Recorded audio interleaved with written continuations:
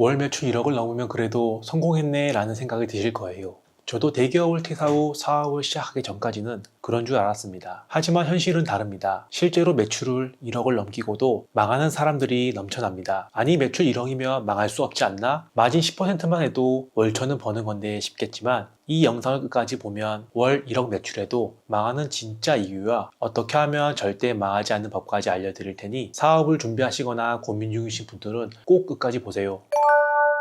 대부분의 사람들은 매출이 오르면 무조건 돈을 많이 버는 거 아니야 라고 생각합니다. 하지만 현실은 정반대입니다. 매출이 늘어날수록 고정비와 변동비도 함께 증가합니다. 직원 고용, 마케팅 비용, 물류비, 재고 관리, 임대료 등등. 제가 중국 무역을 하다 보니 쇼핑몰을 하시는 사장님들 중 한 분 사례를 들어보겠습니다. 이 대표님은 온라인 쇼핑몰을 운영하면서 월 매출 1억을 돌파했습니다. 그런데도 6개월 만에 사업을 접을 수밖에 없었죠. 이유는 간단합니다. 재고 비용, 광고비, 정산 지연 때문이었습니다. 초기 투자 비용 없이 대출을 통해 제품을 구입했고 판매를 위해 광고비는 먼저 지출되는데 쿠팡 같은 경우 매출 정산은 한 달 뒤에 돈이 들어옵니다. 결국 초기 자본이 없이 계속 카드 돌려막기를 하다가 마진이 좋지 않은 상황에서 5에서 6% 정도 되는 대출이자 부담이 커지면서 결국 손을 들었습니다. 제가 쇼핑몰을 예를 들었지만 다른 사업도 망하는 시스템은 위와 비슷합니다. 그러면 도대체 어떻게 해야 돈을 벌면서도 망하지 않을 수 있을까요?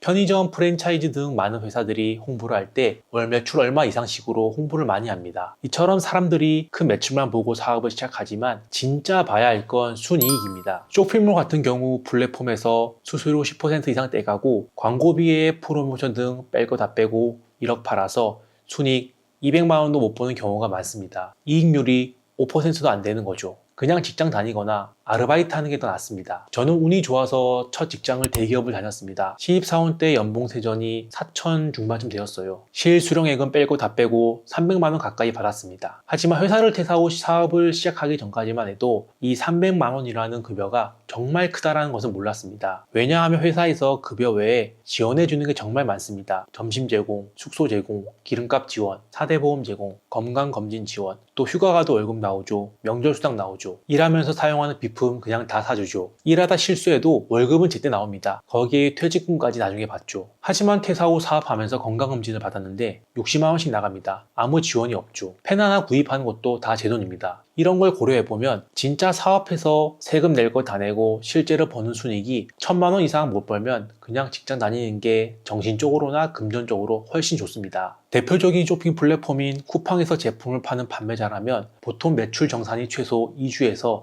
한 달 뒤에 이루어집니다. 하지만 광고비나 물건 구매 비용은 즉시 나갑니다. 그래서 정산 주기를 잘 봐야 합니다. 정산 주기를 고려하지 않으면 매출은 늘어나는데 빚이 쌓이는 상황이 되고 현금 흐름은 마이너스가 됩니다. 흔히들 무자본 창업의 대표적인 아이템으로 쇼핑몰을 많이 언급하는데 실상은 그렇지 않다는 거죠. 월 1억의 매출을 낸다면 정산 주기까지 고려하면 실제 2억은 있어야 원활히 자금순환이 된다는 겁니다. 하지만 2억 갖고 쇼핑몰 하는 사람은 거의 없습니다. 대부분 부족한 금액에 대해 대출을 받고 시작하죠. 그렇기 때문에 현금 흐름을 고려한 사업 운영을 꼭 하셔야 합니다. 회사의 경우 영업이익 개선을 위해 무엇을 가장 먼저 하는지 아실까요?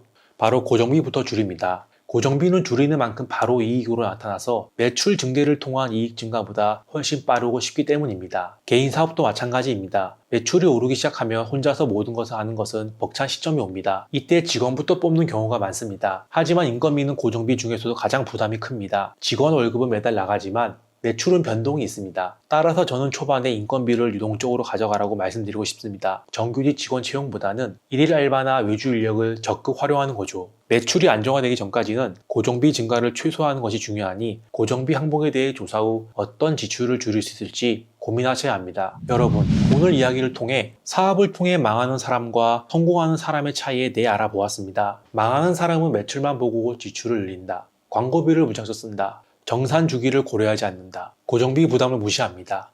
성공하는 사람은 순이익과 현금 흐름을 최우선으로 관리한다. 광고비를 지출하기 전에 마진 구조부터 체크한다. 고정비를 최소화하고 유동적인 지출 구조를 만든다. 매출이 아니라 순이익을 기준으로 목표를 설정한다입니다. 매출 1억이 중요한 게 아니라 돈이 실제로 남는 구조가 중요합니다. 현금 흐름, 순이익, 고정비 이 세 가지를 관리하지 않으면 아무리 벌어도 남는 게 없습니다. 사업은 돈을 벌기 위해 하는 것입니다. 벌고도 망하는 실수 이제 그만합시다. 오늘 영상이 도움이 되셨다면 좋아요와 구독 부탁드립니다. 감사합니다.